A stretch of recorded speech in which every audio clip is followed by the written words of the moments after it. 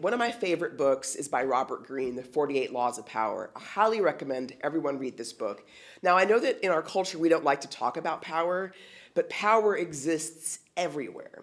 And so if you went to business school, you probably read Sun Tzu, The Art of War. Robert Greene's books really detail power in a much more nuanced way. Naval Ravikant is what I would call a business philosopher. So he was the founder of AngelList and several other really market-moving companies.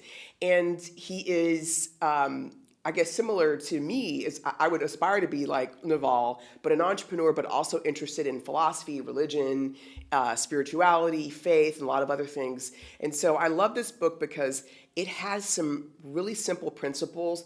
It doesn't really have like boring chapters, but it follows a tweet storm that he did that I think is just a rant on how to be excellent and great and how to create wealth. It's called Crossing the Chasm. And this book is about how technology evolves with market adoption. And so if you're building a technology company, you'll learn things about the chasm, bowling pins, Inside the Tornado, which is another book. But it's a great book written from a market perspective on how technology evolves and how consumers adopt trends. Love this book. This book I have literally read and probably purchased a million. Do you see this? Oh, there we go. This book is called The One Thing by Gary Keller. And so a lot of us spend our time, I've talked about it in previous videos, we spend our time being really, really busy.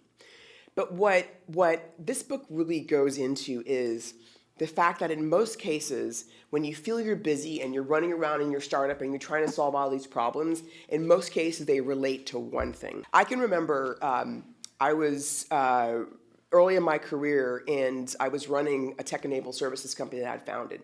And we were having so many issues related to cash flow. We were having these issues and that issues. And when I realized what was going on, our number one problem was we were underpricing our solution and hence selling to the wrong person. When we fixed that, it transformed everything in our business.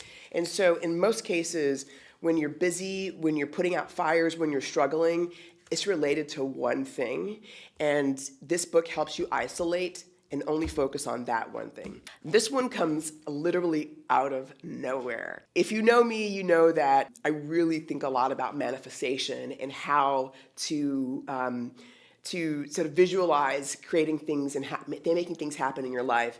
And so this quirky book written by Esther and Jerry Hicks is called Ask and It Is Forgiven. Ask and It Is Given. And this book is how to get clear on what things you care about and what you want, and how to go forth in your life and manifest. This is the spiritual side of our book club friends. One of my favorite people in Silicon Valley is a gentleman named Vaco Vanderhoosh. He is Dutch, as you can imagine, from the very long name, but he's possibly one of the most energetic people I've ever met. And he has a methodology about how to build sales teams. Great sales teams. So he's helped me build at least 3 great high-performing sales teams.